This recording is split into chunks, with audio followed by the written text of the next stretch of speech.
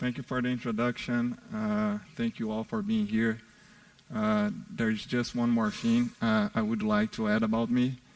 I'm a huge soccer fan, and I'm originally from Brazil, and I would like to get something off my chest before we start. That game we lost for Germany in the World Cup, it was rigged. I know that for a fact. We sold that game to pay for the cost of the stadiums. So, I mean, we all know you Germans have deep pockets, so please don't brag about that title in front of me, and we should be fine. So, let's begin. So what we are going to cover today. I'm going to do a quick survey to learn more about you and how you handle performance. And then I want to discuss a little bit the performance in the software development lifecycle. And then we're going to move on and take a closer look at Dynatrace and all the things you can do with Dynatrace. And we are going to close up with a demo. So a quick disclaimer.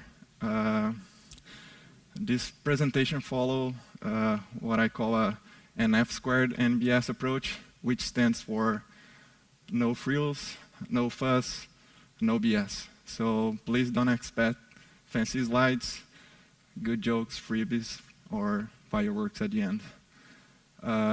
If you are here to get guidance on how to set up Liferay and how to tune your Liferay, unfortunately, you are in the wrong talk. That's what I spoke about last year. There was another talk this year about that. So don't feel embarrassed if you want to still switch. They are talking about web APIs in the next room. Last but not least, if we don't make it to the Q&A, don't be upset. We're going to be here the whole time. Both Christian and I, we love talking about performance, so don't be shy.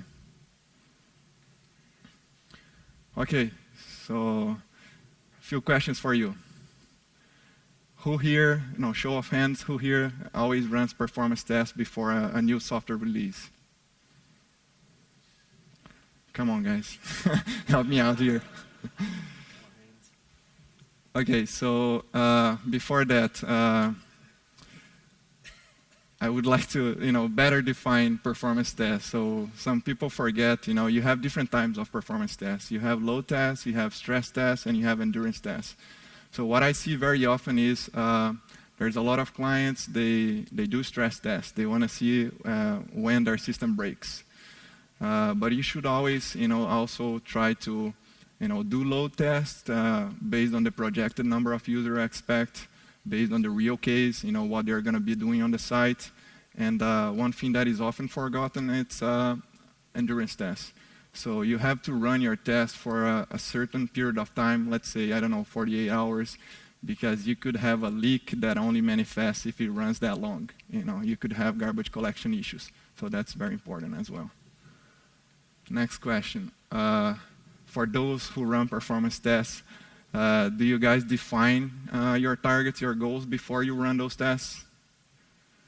So that's good. So I see somebody nodding there. Good. That's another thing that I see very often when I'm working with clients. They start performance tests, and then I ask them, okay, so what are the goals? And they all frown. And, I just want to have the best performance possible. That's a very good goal, but, if you don't define your targets, if you don't say how many concurrent users you want to have, what's the, the load time for certain pages, you're not going to stop doing tests. You're going to run forever. So you need to define those goals. Anyone using APM tools to monitor prod? Which one? Okay. So yeah, I've been seeing a lot. There's a new wave of new generation APM tools. We are going to focus on Dynatrace here. There's also App Dynamics. A lot of people using the Elk stack. So pretty good tools. Next one is sometimes people use, they do performance tuning, they collect a lot of data. I go to a lot of clients, they are monitoring production, but they're not doing anything with that data. So when I tell them you should monitor, it's not only is not only to catch issues. You should be monitoring to get that data and leverage that data. You have to use to continuously improve your architecture. So that's a very important point. So performance in the software development lifecycle. This is what I'm going to show here. It's what I see as the traditional approach. I see very often. I'm not going to make any assumptions that that's what happens with you guys. But what I often see is, in a greenfield project, you're building a new system. The software vendor goes there, promise all those miracles, and then the line of business folks, they go crazy on the requirements. You have those very long backlogs. And then what happens? You have developers working very long hours, pulling all-nighters, and very often the results, they don't live up to the expectations. So, I mean, let me pause here for a moment. I don't want you guys to get the wrong idea. I'm a developer myself, so I'm not bashing developers here. But we have a tendency to code unit tests to capture, like invalid inputs. We test for new entries. We test for empty strings. But we don't do tests for real data sets, So there's some very classic examples, very large arrays or, collections. I see very often that, a client calls us and they say, hey, our system was running fine and all of a sudden performance started degrading. Can you come help us? And then I go there. It's a misconfigured cache. So for example, they had this many users, let's say, like they had a cache object to hold journals like web content. And that cache is constantly overflowing. They have one user, they add that extra user, and they have to replace the cache. So if you think about the numbers, what is the expected load, you can anticipate those issues. You can size the cache accordingly. Another one that is very common is I see a lot of, like high traffic methods and classes like, a portlet doing a lot of, string creation, string concatenation, and then you have GC thrashing, all those, fun issues. So there's a lot of things that we can do beforehand to anticipate those things. And that's my whole point here. So after that, we have QA. So you know how we work well with QA, right? So we push the code, and they're going to do a lot of functional tests, acceptance tests. But again, functional. The name says it all, right? So they're not too concerned about performance. And then what happens is we leave performance tests for the week before we go live. That's what I see very often. And then everybody working during the weekend to get everything, up and running. And it's very stressful, and we can avoid that. So let me talk to you about the Liferay Dynatrace way. So for us, the first thing is we don't take performance as an afterthought. So we are thinking about performance the whole way. We hold developers accountable for not only functional tests, but optimal tests. But it's not like just holding them accountable for that. You have to provide them with the tools that they can analyze those things, they can do, profiling, and monitoring. I mentioned before. So monitoring is not only to catch issues. You shouldn't be like just there watching for the next big problem. You should be using that data to anticipate problems. And the last one is we are crazy about automation and simplicity. So we are going to show you today a fast pack we created to integrate with Dynatrace. So we selected a lot of important points that we think you should be monitoring. And we automated those things. So Christian will show you later in the demo. Okay, so why Dynatrace? We had a lot of options. There are a lot of tools out there. So why we, Liferay Professional Services, why we selected Dynatrace as our APM tool of choice? One of the reasons is we really like their architecture. So there's a lot of APM tools.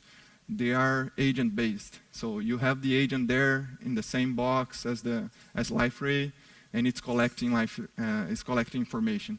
what is the difference about Dynatrace? Those agents in Dynatrace, the first thing, they don't run in the VM, so they don't compete for the resources with Liferay.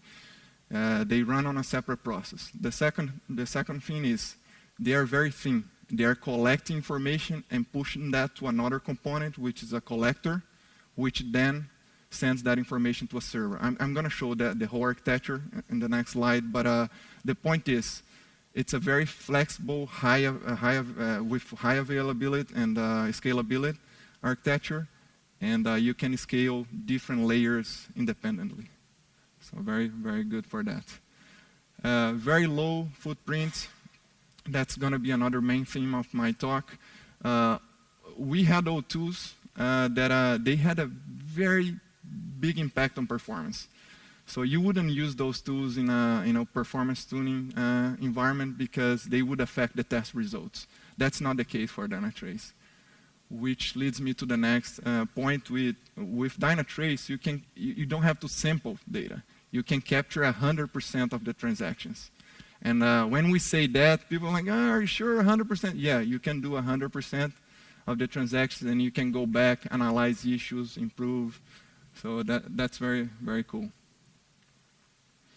And the last one is the holistic approach. So Dynatrace can be used in all the different environments, dev, QA, UAT, SIT, production. And then when you have an issue in production, you can save a session, send it to a developer, and they can analyze without having access to production. That's very cool as well. So that's the architecture. So as you can see on the top, you could have, like web servers, app servers for Java or .NET, whatever, and you have the agents there. They collect the info, send it to a collector. From that collector, it goes to the Dynatrace server.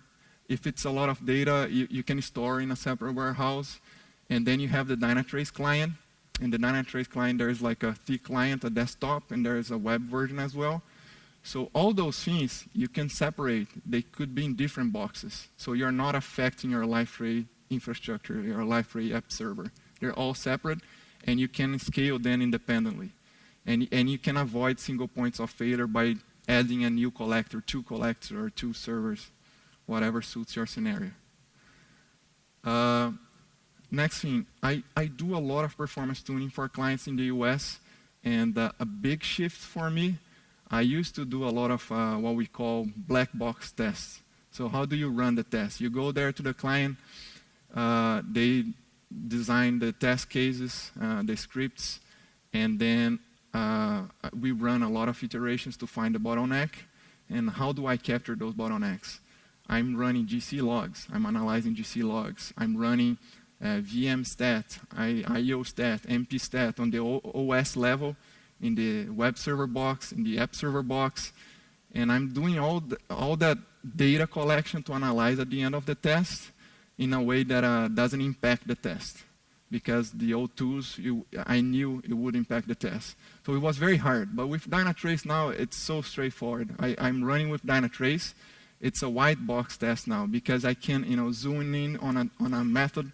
So it's very, very fast and easy to find the bottlenecks. So we find the first one, tune it, move to the next one. So Christian will show you some really cool graphs and screens you can leverage for that.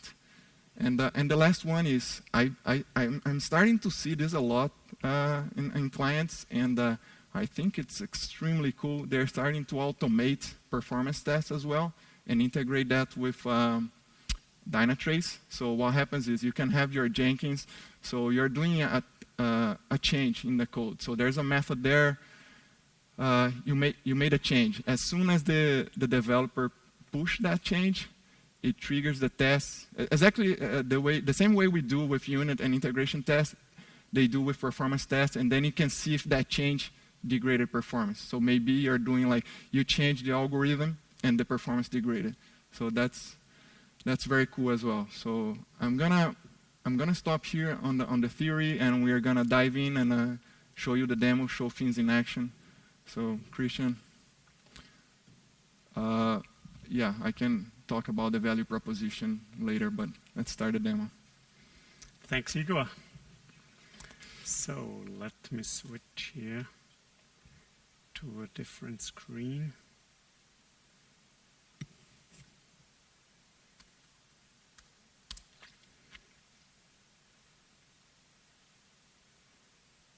Yeah, a couple of words concerning the Liferay Fastpack for Dynatrace. It was implemented by one of our North American SEs together with Liferay to give you a Liferay context in a Dynatrace implementation. So once you have implemented Dynatrace in a Liferay infrastructure, it is possible with this Fastpack to get you up and running very quickly. Because if you collect the data with Dynatrace, it's performance data, of course, all kinds of metrics, but it has no direct relation to portals, to CMS pages, and if you implement the Fastpack, everything is there immediately and you are up and running immediately. So the Fastpack was actually implemented for Liferay 6.2, so it will not work with 6.1. That's very important to understand because between 6.1 and 6.2 there were some major changes in Liferay. That's why it does not work. It was implemented on Dynatrace 6.1, and it will also most likely, I haven't tested it personally yet, with 6.2, with Dynatrace 6.2. So what's in it basically? A lot of effort. These two guys did really a fantastic job defining business transactions, measures. I think 17 dashboards are in the Fastpack, and I will go through a couple of these. I will not dive into much detail because that's, there's not enough time for that.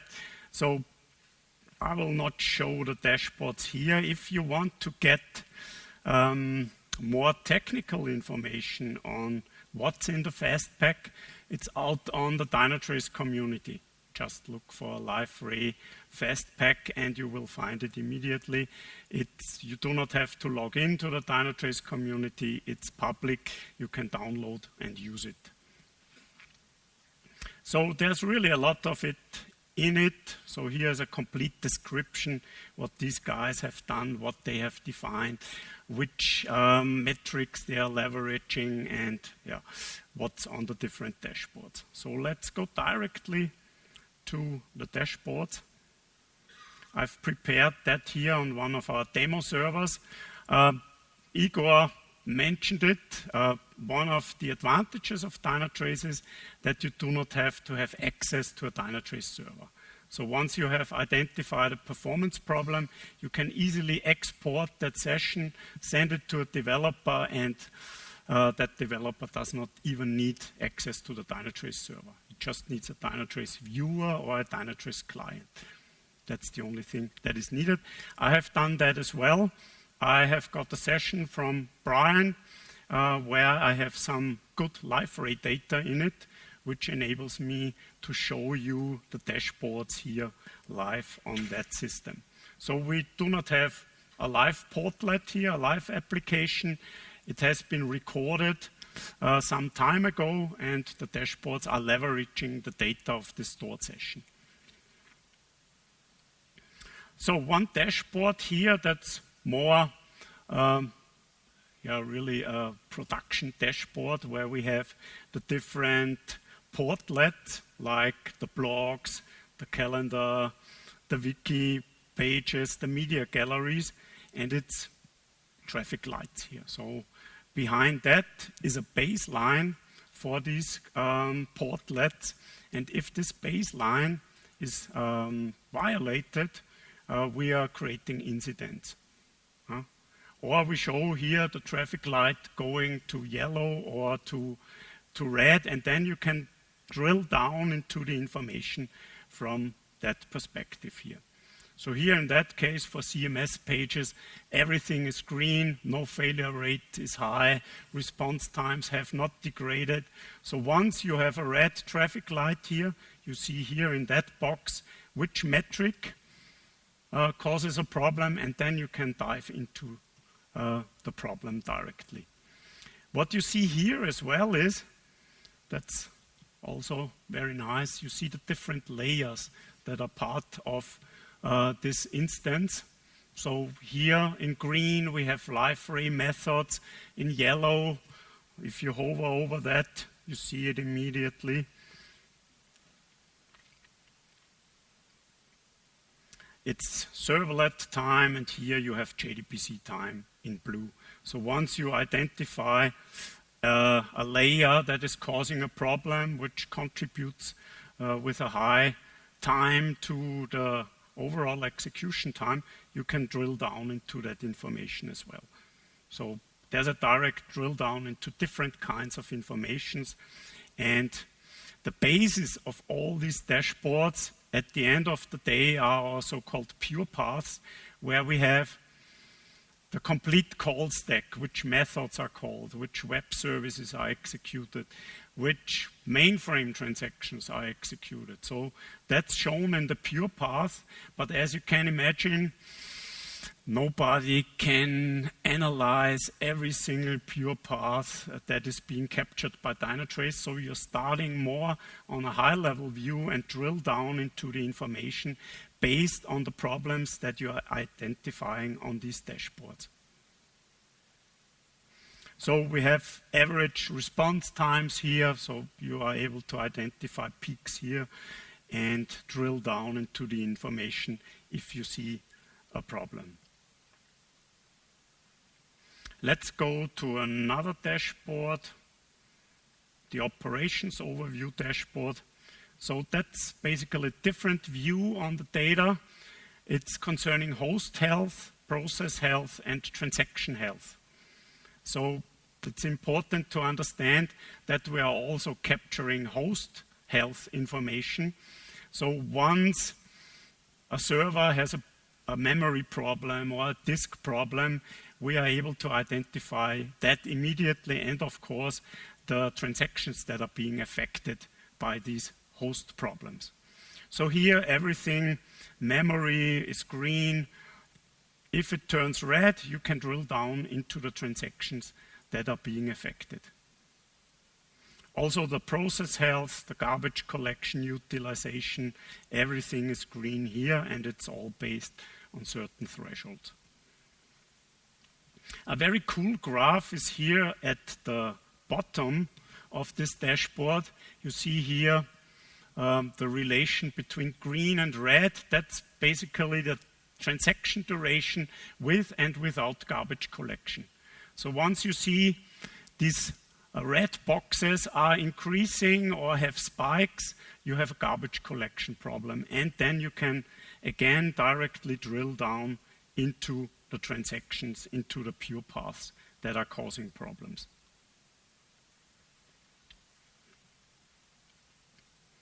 Another one here, and that shows the nice context that we provide with the fast pack. Here we have the different CMS pages. We have wiki information, we have blog information, we have calendar information. And that's a very cool dashboard because you see the transaction flow here, for instance, for the wiki, and are able to quickly identify the tier which contributes most to the response time. So obviously we have here most of the time being spent on Tomcat, on the Tomcat layer, not in the database and not on the Apache server.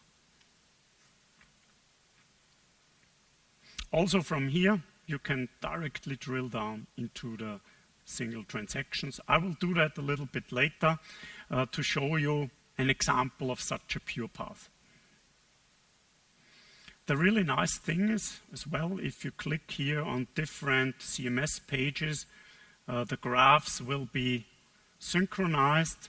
So you see the load and response times, and also the transaction flow diagram is being synchronized. A very nice view is that one, the response time hotspots. So you see the tiers that are contributing most to the response time, and also the APIs. So probably here, we have Liferay. These are Liferay methods that are contributing to the response time. And from that perspective, you can directly drill down into the methods that are contributing with certain amounts of time to the response time. Okay, so here we have an example of a Liferay method which is contributing with 13 seconds to the response time overall. The cool thing is, of course, that you also see where this method is called. So from which spots this method is being invoked in the caller breakdown. So I will close this dashboard. Oops, wrong button, and switch to another one.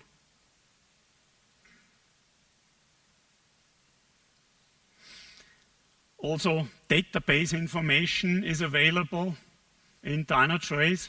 So here, for the blogs, you see the database statements, the SQLs, and the execution times. So it's easy to identify SQLs that are executed or executing very slowly or are being executed very frequently. That can also cause a problem.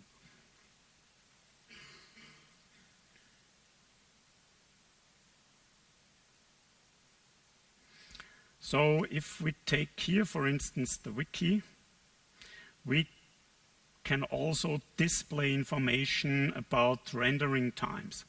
So here we have the average rendering times for this portlet. What we see here is an average time, but let's directly drill down into the pure paths to see the actual rendering time of each of that component. So drill down into pure paths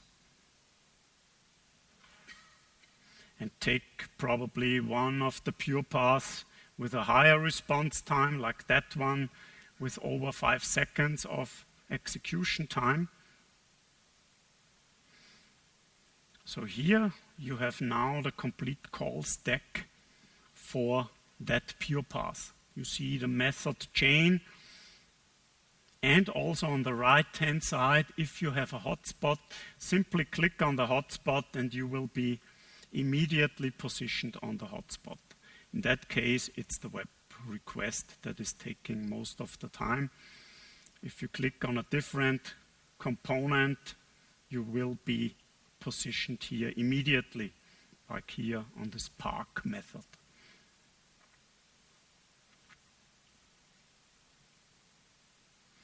If we go to the contributors, it's just a different view of the pure path where we see the different nodes in a different view. And the nice thing here is we can quickly look for render times here.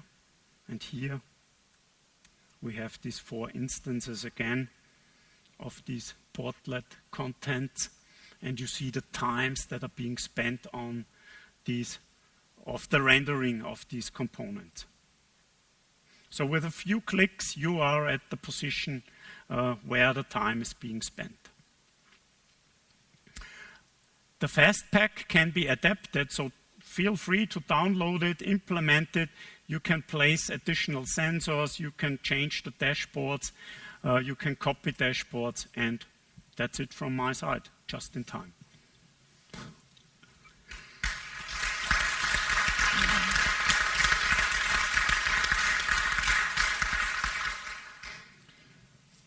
Yeah, so again, we are going to, do we have time for questions? Yeah. Can you filter, because this 3 factors here, I don't want to see Liferay classes, I just want to see my classes. I mean, I believe it's possible to do that here. Of course you can do that, yeah. You can go to the method hotspots dashlet or to the method dashlet and filter for your specific methods that you are interested in. Additionally, you can place additional sensors on your specific methods if you also want to see the arguments of the methods. We're capturing the arguments as well if you place a sensor on that. And I don't know if you guys noticed, there's a minor detail there, but when it shows like the time, there was a little yellow area. That's also, again, the GC time being spent, so you can see exactly how GC is impacting that call. All right. Does Liferay use it to develop Liferay? Not to develop. We use internally to do performance tests as well. So we just started using with our performance team in LA. And we, Liferay Professional Services, the consultants, we are using that. Whenever the client doesn't have a tool, we go with Dynatrace. And we use Dynatrace as well to test Dynatrace. Sure.